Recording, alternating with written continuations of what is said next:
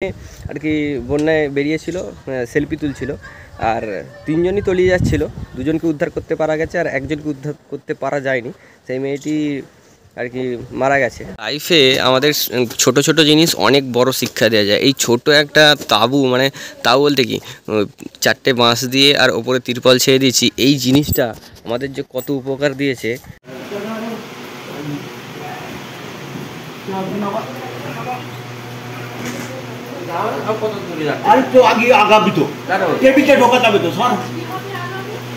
Good morning. তো আজকের অনেক কষ্টে গুড মর্নিং হচ্ছে, কারণ হচ্ছে দেখো ঘর থেকে পুরো সম্পূর্ণ জল নেমে গেছে, আর ফ্রিজের জায়গায় চলে এসেছে, বাড়িতে আলমারির জায়গায়, এইখানেও আলমারির জায়গায় চলে এসেছে।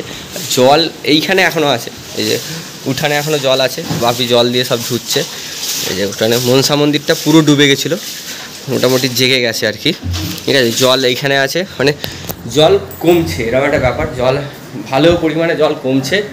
আর ছাদ থেকে যদি দেখাই আমাদেরকে, এইখানে সব রান্নাবান্না জায়গা ছিল, আর কাছাকাছি খাওয়া দাওয়া সব ছাদে হচ্ছিলো। এই যে কাছাকাছি করছে সব কিছু, বিছনা টিছনা চাদরগুলো কাছাকাছি করে নিচ্ছে। আমাদের ক্যাম্পটা এখনও আছে মজুদ, আমাদের ক্যাম্প আছে। আর চারিদিকে দেখো জল, এখনও প্রচুর পরিমাণে জল, মানে জল এখনও আছে। ধান দেখছো, ধান ক্ষেতগুলো মোটামুটি মানে মাথা চাগা দিয়েছে। এইদিকে ধান ক্ষেত অতটা নষ্ট হবে না, কারণ এইদিকে সোদটা বেশি ছিল না, মোটামুটি ধান ক্ষেতগুলো বেঁচে যাবে। দেখো রাস্তায় এখনও জল দেখতে পাচ্ছ, যে যাচ্ছে রাস্তায় এখনও জল আছে। ঠিক আছে, দেখো সাবধানের মান নেই। ব্যাপার হচ্ছে কি, কালকে যে খবর পাওয়া গেছে, মানে কালকের খবর, পাঁচারুলে একজনকে সাপে কামড়েছে।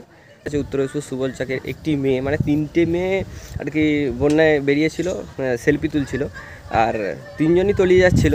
দুজনকে উদ্ধার করতে পারা গেছে আর একজনকে উদ্ধার করতে পারা যায়নি। সেই মেয়েটি আর কি মারা গেছে। খুব দুঃখজনক ব্যাপার। প্রত্যেক বছর বন্যাতে এরকম ঘটনা ঘটছে, শুধু ওই মেয়েটি বলে নয়, অনেক জায়গায় অনেক রকম মর্মান্তিক ঘটনা ঘটেছে। একটাই কথা বলবো, এখনও পর্যন্ত মানুষশ্রী ওইদিকে এখনও পর্যন্ত ভারী আছে আর কি, স্রোত আছে।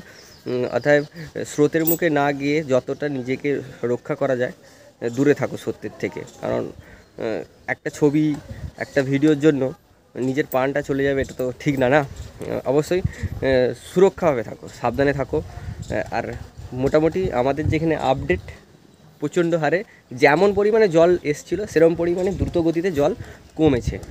আর আমাদের শেল্টার, এই যে এখানে দেখো সব কিছু বিছনা রোদে দেওয়া হচ্ছে, সব কিছু আর কি পরিষ্কার করা হচ্ছে, সব আলমারি টালমারি সমস্ত কিছু পরিষ্কার করা হচ্ছে।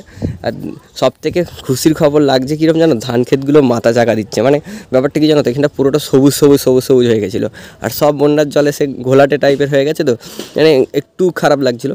আবার মাথা চাকা দিচ্ছে, এবার ভালো লাগছে। ঠিক আছে, আর সব থেকে দুঃখের ব্যাপার কী বলো তো, আমরা তো তবুও ভালো আছি, ঘরের ভেতরে এক হাঁটু জল বা এক চেটো জল।